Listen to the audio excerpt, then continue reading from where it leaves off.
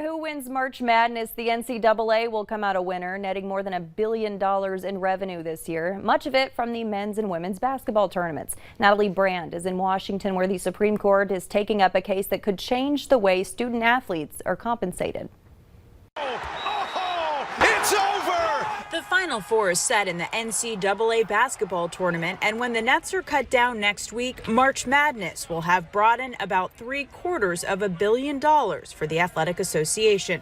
Michigan basketball player Isaiah Livers told ESPN that players don't get their fair share. I feel like a university or NCAA or a conference can make so much money off one name, and the guy who's like putting all the work in to get to that point gets nothing out of it. Student athletes are not paid for their services, but instead receive scholarships to go to school.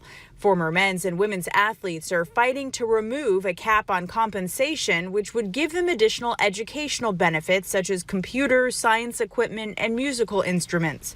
Jeffrey Kessler is the plaintiff's attorney. I don't think there's a fan out there who doesn't think it would be okay if the coaches made a few $1 million less, and these athletes could get things like graduate school scholarships and everything else that other students can get.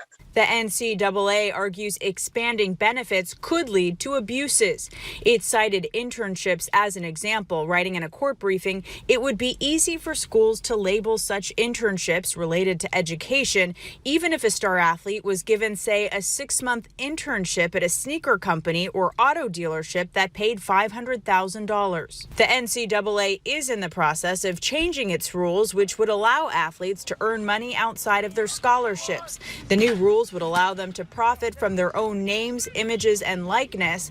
That could pave the way for athletes to earn money off of deals such as endorsements, personal appearances, or sponsorships. Natalie Brand, CBS News, Washington. The court is not expected to issue its ruling until late June. Honda says more than 600,000 of its vehicles could stall. We'll explain the recall and what to do about it next.